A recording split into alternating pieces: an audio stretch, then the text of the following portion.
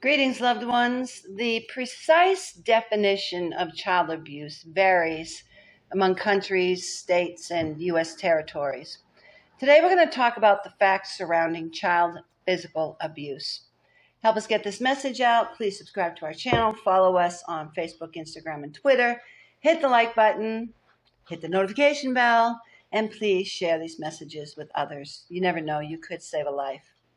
Today, we have a child physical abuse fact sheet from the National Child Traumatic Stress Network.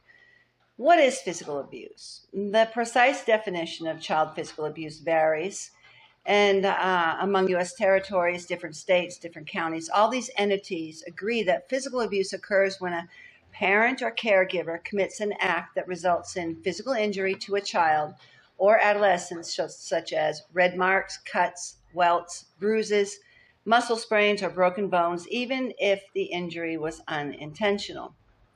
Physical abuse can occur when physical punishment goes too far or a parent lashes out in anger.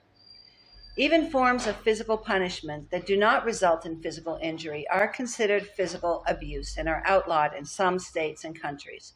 For example, in Arkansas, Minnesota, and the District of Columbia, hitting a child with a closed fist is considered physical abuse. In Arkansas, hitting a child on the face or head is also called physical abuse. So let's discuss some myths and facts. Myth: child physical abuse is rare. Fact: in 2007, there were approximately 149,000 cases of child physical abuse reported in the 50 states, District of Columbia, and Puerto Rico. Actual rates of child physical abuse are probably higher since not every case is reported. And according to the CDC, over half of all the children in the world, 1 billion children ages 2 to 17, experience violence every year. So who is actually physically abused? Children of all ages, races, ethnicities, and socioeconomic backgrounds are at risk for physical abuse. Physical abuse affects both boys and girls across neighborhoods, communities, and countries around the world. Children ages 4 to 7 and 12 to 15 are at the greatest risk of being physically abused. Very young children are most susceptible to receiving serious injuries. So how can you tell if a child is being or has been physically abused? It can be difficult to determine from a child's behavior or emotional state whether abuse has occurred. The best way to know if a child has been abused is if the child tells you. There may also be physical signs such as welts and bruises in various stages of healing, fingernail marks, human bite marks, burns, lacerations, abrasions in the pattern of an instrument, and missing, loose, or broken teeth. It is very possible for a child to be physically abused without anyone noticing if the child's injuries are hidden by clothing. But there are several indicators that strongly suggest a child is being abused. So here are some frequent physical injuries that are attributed to the child's being clumsy or accident prone, but may actually be abuse. Injuries that do not seem to fit the explanation given by the parents or child. Conflicting explanations provided by child and or caregivers, explanations that do not fit the injuries or injuries attributed to accidents that could not have occurred given the child's age. For example, an immersion burn on a child too young to walk or crawl. Then there's habitual absence from or lateness to school without a credible reason.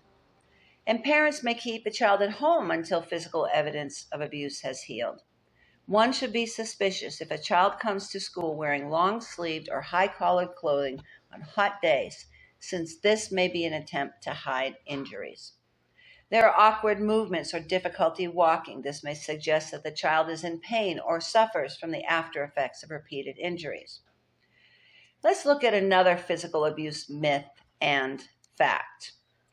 Myth: it's only physical abuse if you mean to hurt your child. Fact: even accidental injuries of a child are considered physical abuse if the act that injured the child was done intentionally as a form of punishment. The question is not if you'll encounter a victim of violence. The question before God is, what will you do when you do encounter them? Because 1 in 3 children, How is that? According to the CDC, over half of all the children in the world, that's 1 billion children ages 2 to 17, experience violence every year.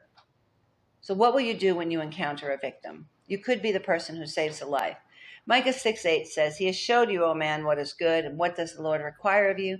To do justice, love mercy, and walk humbly with your God. You are called. We are all called to be champions for justice. If you're a victim of violence, listen to me. I want you to know that you are valued, you are loved, you are intelligent, you are worthy. I want you to know that there is a way out. You don't have to stay in the abuse. It is not your fault. Abuse is not love. And most of all, you are not alone.